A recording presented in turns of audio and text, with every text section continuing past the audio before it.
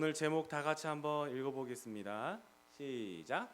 주님을 따르는 것이란, 옆에 분에게도 다 같이 한번 시작. 주님을 따르는 것이란. 네, 그렇습니다. 오늘 본문에 이렇게 부자 청년이 등장을 하는데요. 이 부자 청년이 누가복음 18장 18절부터 똑같은 기사가 나와요. 근데 거기에는 이 부자 청년을 관원이라고 기록하고 있어요. 신분이 이제 드러난 거죠. 이 관직에 올라 있는 그런 젊은 사람이에요. 이 관직이란 뭐냐면 사내들인 의원이었습니다. 사내들인 의원은 대제사장과 장로들 그리고 서기관들인데, 이 장로들은 대개 사두개인들, 사두개파 사람들을 가리킵니다. 자, 이 부자 청년은 이들 중 한 사람들이겠죠. 사내들인 의원은 그래서 백성들의 민사를 담당하고 또 형사 고발을 이렇게 담당하는 의원직이기도 합니다. 그러니까 젊은 이 친구가, 부자 청년이 굉장히 소위 내세울 만한 스펙이었고 또 그런 위치에 있는 그런 사람이었던 거예요. 자, 이런 부자 청년이 영생에 대한 궁금증이 있었던 거예요. 그래서 예수님께 찾아왔습니다. 물론 이 부자 청년의 이 예수님께 찾아왔다, 당시에 높은 관직이었고 또 유대인이 그런 지위에 있던 사내들인의 공회 의원이 한 랍비, 그것도 지금 사람들한테 지금 이 말이 오르락 내리락 하고 있는 그런 예수님한테 찾아와서 물어봤다라는 것 자체가 굉장히 큰 도전이지 않았나, 이런 생각도 해보게 됩니다. 어쨌든 이 부자 청년은 다른 랍비들한테서 들을 수 없었던 그런 해결되지 않은 그런 영생에 대한 질문을 저분은 알지 않을까라는 마음으로 예수님을 찾아왔던 것은 분명한 것 같습니다. 선생님, 내가 무슨 선한 일을 해야 영생을 얻습니까? 이 질문은 그동안의 많은 다른 랍비들에게도, 다른 선생님들에게도 똑같이 했었던 질문일 거라고 확신합니다. 왜냐하면 다른 랍비들은 그런 질문에 똑같이 대답을 했을 거니까요. 그런데 이 예수님께서 다른 질문을 합니다.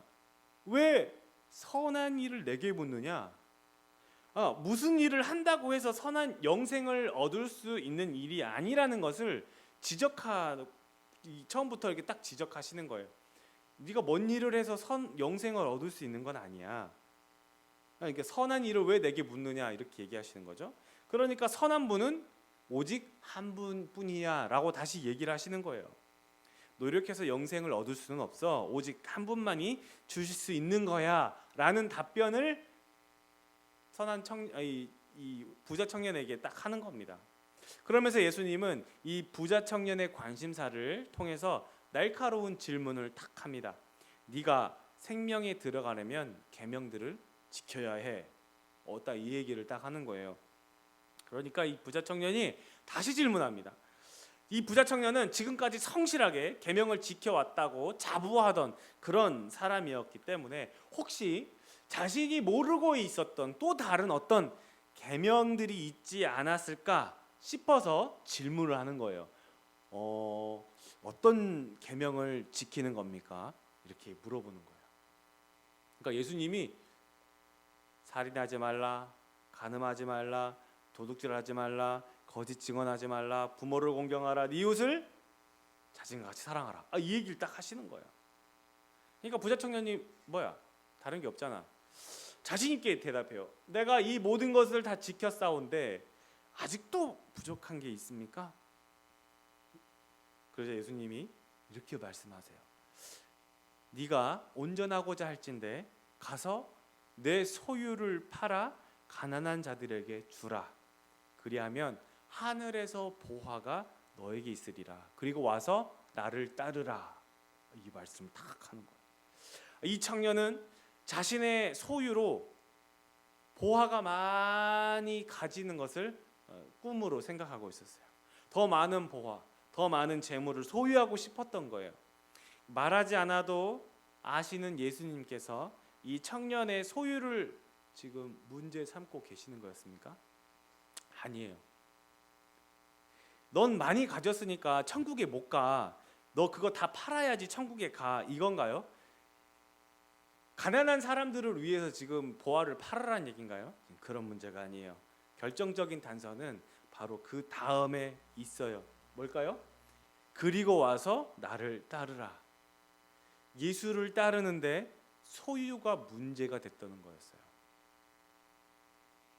그것 때문에 예수를 못 따른다는 거죠.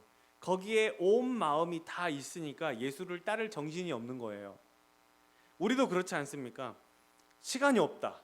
누구를 만날 시간이 없다라는 건 정말 여러분 시간이 없습니까? 아니, 누굴 만날 시간보다 더 중요한 게 있다라는 거죠. 시간은 있어요. 시간 뺄 수 있어요. 시간이 없을 리 없어요. 기도할 시간도 있고 성경 볼 시간도 있어요. 그런데 기도할 시간도 없고 성경 볼 시간도 없다는 것은 내가 그거 말고 다른 더 중요한 것에 시간을 줘야 되기 때문에 그렇다라는 거예요. 자, 이것보다 다른 것이 중요하다고 여기기에 기도할 시간도 없고 성경 볼 시간도 없다고 하는 것뿐이죠. 뜨끔하죠? 저도 때로 뜨끔합니다. 뜨끔해요. 기도하고 성경 보고 이것보다 더 중요한 게 있다는 것이 뜨끔한 거예요. 주님도 그렇게 생각하실 거잖아요. 뜨끔한 거예요. 예수를 따를 여유가 없어요. 가진 것 때문에 안 돼요. 이게 만약 부자 청년이 가진 것을 팔아서 가난한 자들에게 나눠주면 그러면 영생을 얻습니까? 예수님 안 믿고 그냥 가난한 것만 팔아서 나눠주면 영생을 얻습니까? 얻을 수 있어요, 못 얻어요? 못 얻어요. 왜냐하면 예수를 따라야 하기 때문이에요. 다 거기에 걸리는 거예요. 예수를 따라야 되는 거. 예수를 따라야 되는 거예요. 이 말을 듣고 청년이 그래서 근심하며 떠납니다. 떠나요. 이거 팔 수도 없을 뿐더러 예수를 따를 수가 없는 거예요. 영생을 노력해서 얻으려고 했더니 예수라는 선생님은 전부 팔고 자기를 따르라는 거예요. 부자 청년이 자기의 소유를 넓히고 지켰던 것처럼 영생, 즉 천국, 하나님의 나라도 그렇게 자기의 노력으로 넓히고 획득할 수 있을 거라고 생각하고 싶었던 거예요. 그러니까 하나님 나라에 대한 오해였던 거예요. 이 유대인들도 하나님 나라는 믿어요. 믿기 때문에 자기의 그 영생에 대한, 그러니까 하나님의 나라에 대해서 이제 내가 가질 거 다 가졌잖아요. 지금 갖고 더 가질 수도 있고 내가 이 소유를 더 넓힐 수도 있어요. 하나님 나라도 갖고 싶은 거예요. 하나님 나라에 대한 오해. 하나님 나라는 땅에서 보화를 얻는 게 아니고 하늘에 쌓아두라고 하시고 예수를 따르라고 하시는 거예요. 그러니까 예수님께서 네가 가진 것들을 다 팔아버리라고요. 그 다음에 뭐라고 말씀하세요? 하늘에서 보화가 내게 있으리라 이 말씀하잖아요. 그 보화를 네가 지금 이렇게 다 갖고 하나님 나라에 갈 수 없어. 하늘에 쌓아야지 라고 말씀하시는 거예요. 나를 따르는 것은 하늘의 보화를 쌓는 거야. 우리가 시간이 없다라고 하는 것은 결국 우리는 하늘에 우리의 보화를 쌓지를 못하고 있는 거예요. 이 보화라는 것이 금, 은, 다이아 이런 식의 보화가 아니라는 건 여러분 잘 아실 겁니다. 가장 귀한 것들을 하나님께 올려드리는 거죠. 쌓는 거예요. 하나님 나라에 가서 그것이 없을 뿐이죠. 여러분들이 드리질 않았습니까? 드렸다면 하나님 기쁘게 받아두시고 여러분들에게 갑절로 그 이상으로 하나님이 주신다고 약속하시는 거예요. 그게 무엇인지는 몰라요. 성경에 기록이 안 돼 있으니까 모릅니다. 그러나 하늘에 쌓아두라고 하신 것은 분명합니다. 하늘에 쌓아두십시오. 하늘에 쌓아두십시오. 여러분, 예수보다 더 귀한 것은 없습니다. 지금 이 부자 청년은 가질 거 다 가진 사람이에요. 근데 딱 하나 못 가졌어요. 뭘 못 가졌습니까? 예수를 못 가진 거예요. 예수를 소유하지 못한 거예요. 하나님 나라를 소유하지 못한 거예요. 예수 그리스도가 마음에 들어오질 못한 거예요. 하나님 나라를 소유하지 못한 거예요. 하나님 나라를 돈으로 살 수 있다, 이것으로 바꿀 수 있다, 이게 아니에요. 예수 그리스도를 믿는 것 자체가 하나님 나라를 소유한 사람이에요. 그래서 영생, 영원한 생명도 이 부자 청년은 갖고 싶었지만 갖지를 못하는 거예요. 영원히 산다면, 이 유대인들이기 때문에 당연히 하나님 나라를 인지했어요. 능력 있죠, 명성이 있죠. 출세한 부자 청년이 가진 것 다 버리고 예수 따르라는 이 청천벽력, 이 마른 하늘의 날벼락, 이런 소리를 듣고 슬퍼할 수밖에 없었던 거예요. 그런데 한글 성경으로는, 지금 우리가 이 대목을 이해하기가 좀 힘들지만 원어 성경에는요, 이 부자 청년 이야기 앞에 이야기 뒤에 지금 앞에 어떤 이야기 뒤에 부자 청년 이야기가 흐르고 있다는 것을 금방 알 수 있어요. 앞에 어떤 이야기가 있습니까? 부자 청년 이야기 바로 앞에 뭐가 있어요? 지금 16절 앞에 무슨 이야기가 있어요? 13, 14, 15절에 어떤 내용이 있어요? 어떤 내용이 있습니까? 어린아이가 나오죠. 어린아이 이야기예요. 천국은 이런 자들의 것이다. 그리고 이어지는 말씀이 부자 청년이에요. 이 사건은 연속으로 이어지는 장면이라는 것을 우리에게 성경이 보여주고 있는 거예요. 우리 한글 성경은 지금 뭐 다른 이런 식의 저는 좀 시간적인 여유가 있었나 뭐 이렇게 생각할 수도 있을 정도로 뭔가 전혀 다른 본문이라고 생각이 되지만, 같은 시간대 같은 장소에 그리고 앞에 이야기와 곧이어서 지금 이어지고 있는 것을 보여주고 있어요. 자, 본문 서두에 어떤 사람이 주께 와서라고 돼 있죠. 이게 카이 이두 에이스 프로셀돈, 그 다음에 에이투 아우투라고 돼 있어요. 아우투. 자, 직역하면 그리고 보라, 한 사람이 다가와서 누구에게? 예수님께, 그에게. 그렇게 되어 있어요. 여기서 그리고, 그렇죠? 앞에 본문에 그리고라고 되는 거 지금 연속으로 이어지는 것을 얘기하고요. 그 다음에 이두라고 된 것은 보라, 이렇게 돼 있어요. 그러니까 성경은 그게 아니죠. 원어 성경을 직역해서 읽으면 그리고 보라, 한 사람이 그에게 다가왔다, 이렇게 되는 거예요. 이 보라라고 하는 것은요, 이 개역 성경에는 이게 보라가 되어 있지 않지만 뜻밖의 일이 발생했거나 사람들의 관심을 일으키려고 쓸 때 보라라는 단어가 항상 들어가 있습니다. 항상. 그러니까 놀라운 사건이 이어지고 있음을 원어 성경은 기록하고 있는 거예요. 마태복음을 쓴 이 마태가 무슨 얘기를 하고 싶었던 거예요? 부자? 재물? 부자는 안 된다? 재물로 버려라? 이런 교훈을 주려고 했던 겁니까? 다 가난한 사람 되십시오, 이런 겁니까? 아니면 뭐 다 자기 것을 다 파셔야지 하나님 나라 갑니다, 이런 얘기를 하는 건가요? 한평생 예수를 따르고 예수를 섬겼던 마태가 성령의 감동으로 쓴 책이 부자는 천국 못 간다, 이거 얘기하려고 지금 이 글을 썼을까요? 아니에요. 하나님 나라예요. 하나님 나라.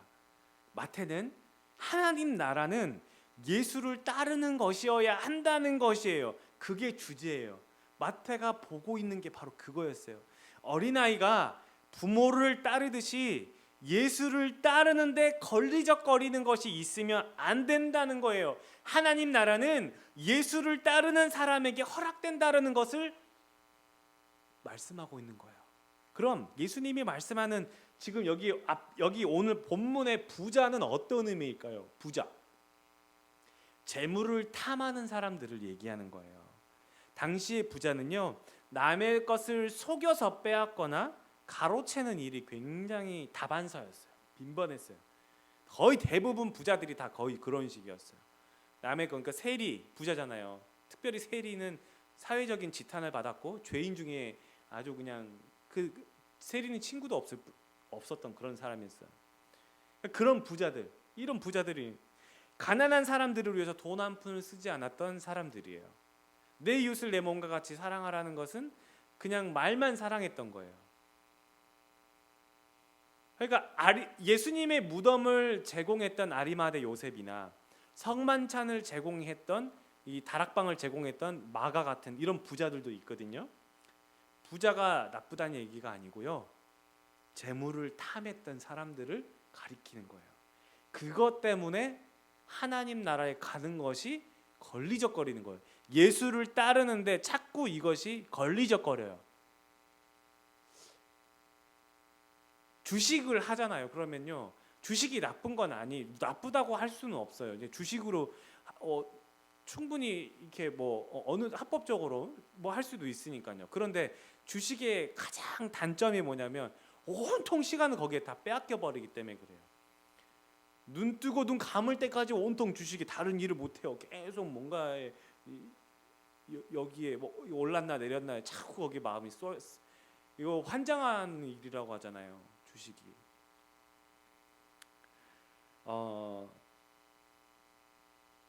예수님께서 말씀하신 진짜 의미가 무엇인지 이해가 되셨을 겁니다. 단지 부자들에게만 해당되는 일은 아니에요. 우리 성도님들을 예수님을 따르는데 걸리적거리는 게 무엇입니까?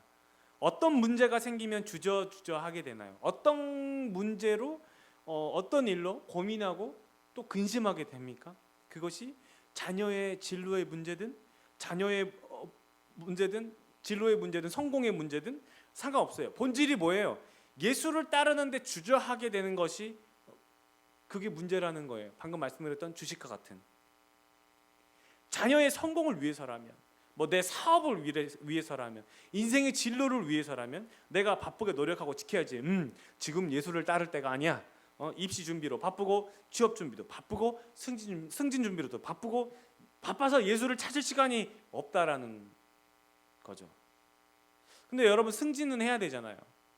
취업도 해야 되잖아요. 입시 준비도 해야 되잖아요. 그렇다면 예수를 따르는데 얼마만큼, 어떻게, 무엇을 해야지 예수를 따른다고 말할 수 있는 겁니까? 이런 질문을 할 수 있지 않겠습니까? 얼마만큼 무엇을 어떻게 라는 것 자체가 율법주의예요. 여러분, 이 질문 가만히 생각해 보세요. 이 부자 청년 예수님께 찾아와서 지금 물어보는 거랑 똑같아요. 내가 무엇을 하여야 영생을 얻을 수 있겠습니까? 내가 얼마큼 무엇을 해야지 예수님을 따른다고 할 수 있습니까? 율법주의인 거예요. 똑같은 질문인 거예요. 지금 하고 있는 게. 이렇게 생각해 볼까요? 우리가 부모님을 사랑한다고 할 때 내가 부모님께 무엇을 얼만큼 해서 사랑한다고 자신 있게 얘기할 수 있을까요? 지금 우리가 말하는 이 사랑한다고 하는 이 말의 본질의 의미가 무엇입니까? 사랑하기 때문에 내가 무엇을 해드린다. 이건 부차적인 내용이잖아요.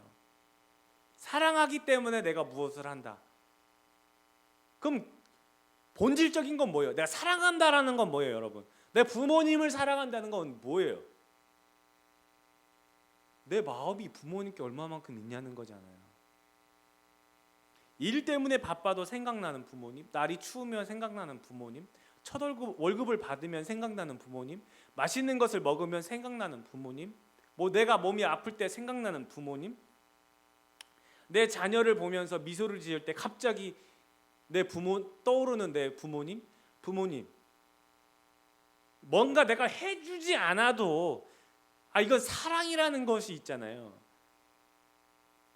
마음이 거기에 있기 때문에요. 부모님과 대화를 나누고 유머를 나누고 또 해드리지 않아도 부모님이 흐뭇해하고 좋아해 주시는 것만으로도 부모님은 얘가 나를 사랑하는구나 느끼지 않습니까? 부모님이 그렇게 느끼면 그게 사랑이잖아요. 여러분, 이 영상을 한번 보실까요? 이 영상 필리핀의 태권도장에서 꼬마가 승급하기 위해서 이제 시험 보는 과정인데 아마 많이들 보신 분들이 계실 텐데요. 한번 보도록 하겠습니다. 준비됐으면 해주세요.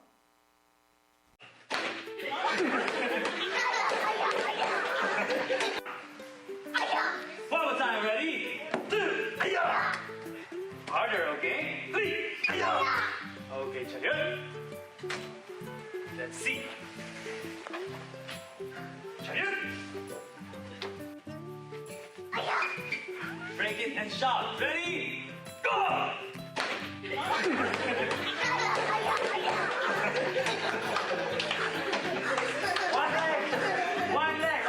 One leg, okay?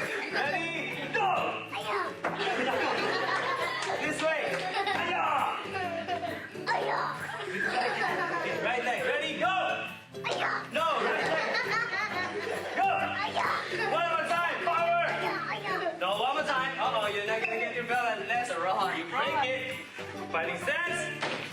Follow me.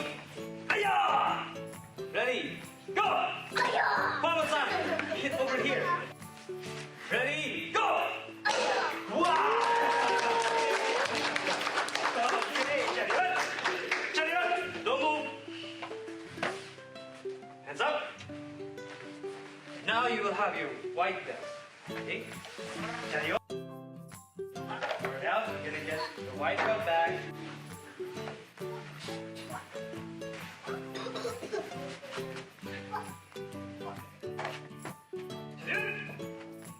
King! Now, congratulations, sir.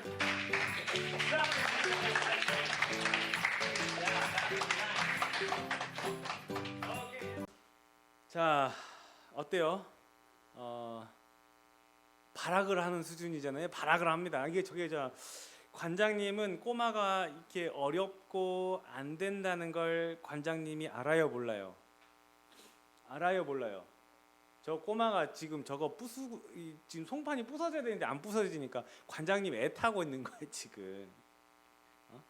꼬마가 얼마나 어느 정도로 뭐 잘 하겠습니까?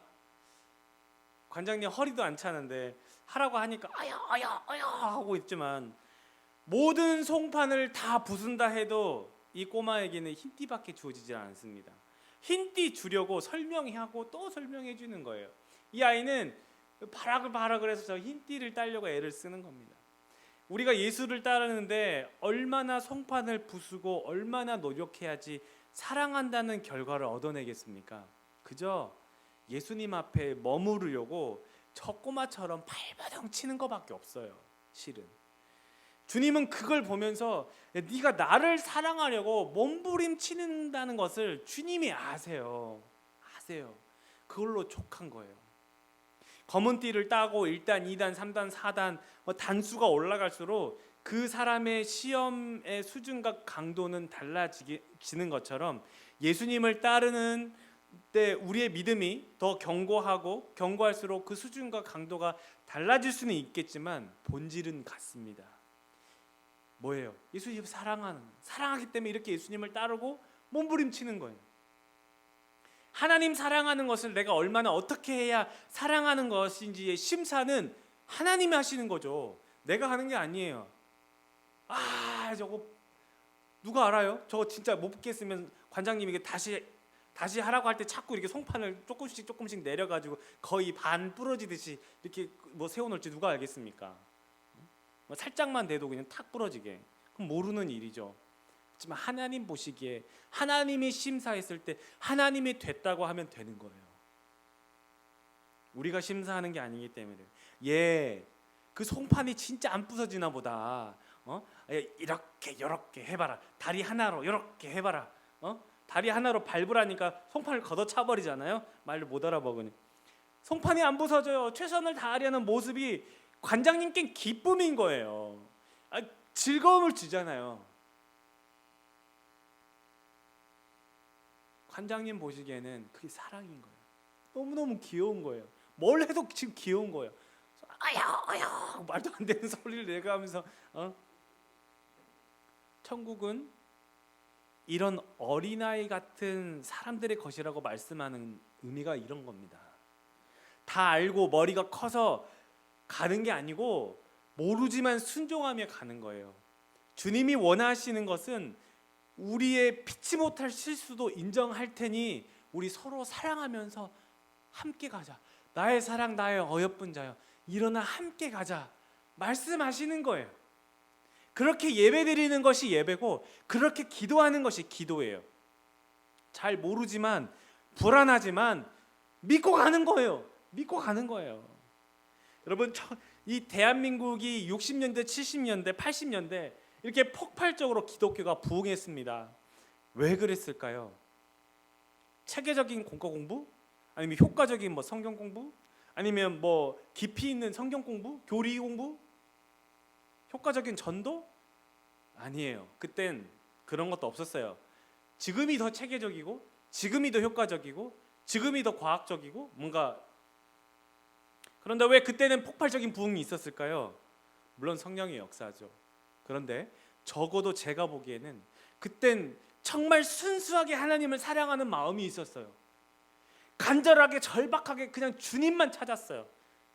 지금 가라 그러면 안 가요. 지금 뭐 하라 그러면 안 해요. 왜요? 머리가 커졌거든요. 배운 게 너무 많아요. 안 가요. 순종 잘 안 해요. 그런데 그때는요, 하라 그러면 했어요. 가라 그러면 갔어요. 순수했거든요. 예, 그것이 하나님을 사랑하는 것보다 무식했지만 정말 그것이 하나님을 사랑하는 마음입니다. 어떤 다른 꿍꿍이를 가지고 기도했던 것이 아니라 정말 예수를 찾았고 정말 예수님을 사모하는 그런 마음이 있었거든요. 지금 보면 정말 그때는 정말 무식했어요. 교리 공부도 성경 공부도 정말 형편없었어요. 정말 근데 서로를 기도했고 서로를 위해 기도했고 마음이 잘 되기를 기도했고 3, 4, 5 모여서 기도했고 말씀을 읽었어요. 제가 국민학교 다니기도 전에 제가 할머니를 따라서 철야 기도회를 철야 기도회 가신다고 그래서 교회 종탑에 저희 몇 번 간 적이 있습니다. 밤에 하잖아요. 저녁에 이제 그 철야 기도는 밤에 하는데 깜깜해요. 깜깜하니까 권사님들 기도하시는데 추우니까 담요를 덮어가지고 이렇게 계시는데 무덤인 줄 알았어요. 무덤이 한 10개인가 이렇게 막 이렇게 있으니까 권사님들이 예. 그 거기서 이제 시간 되면 새벽에 종 쳐요. 이렇게 저는 이제 물론 어렸으니까 할머니 기도하시다 보면은 그 밑에서 이제 자고 있는 거죠. 할머니 침이 밑에 다 떨어지고 이렇게. 다들 담요를 덮고 이렇게 기도를 하세요. 할머니 손잡고 따라간 그곳, 그 기도하시는 소리, 그렇게 하나님께 간절하게 부르짖는 그 기도, 그 소리, 그리고 누구 집사님을 위해서 병 낫기를 기도하는 그 기도. 그분들이 잘 배워서 학식이 뛰어나서 그랬던 게 아니에요. 다른 건 몰라도 정말 순수하게 하나님을 사랑하는 마음, 정말 하나님께 간절히 기도하는 마음, 그거였어요. 전 그것이 부흥의 큰 원인이었다고 생각합니다. 하나님께서 그래서 그 순수한 마음 때문에 그것 때문에 교회를 하나님께서 더 크게 사랑하시고 하나님께서 그렇게 역사하셨다고 저는 확신해요. 다른 어떤 뭐가 필요해요. 하나님께서 하시겠다는데 그렇지 않습니까?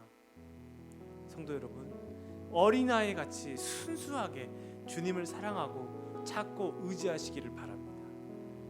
부자 청년이 주님을 따르지 못했던 것처럼 우리 삶 가운데 걸리적거리는 것이 있다면, 예수님을 따르는데 주저하게 되는 것들이 있다면 과감하게 내려놓을 줄 알고 정말 주님을 따르고 주님의 말씀을 순종하는 것이 우선이라고 생각한다면, 그것이 사랑하는 것이라고 생각한다면 그럼 그걸 따르세요. 다른 걸 계산하지 말고 다른 걸 생각하지 말고 주님께 순종하시고 주님께 따라가서 귀한 하늘의 보화를 쌓고 예수님을 따르는 그런 복된 에베네셀의 모든 성도님 되시기를 예수님의 이름으로 축원합니다.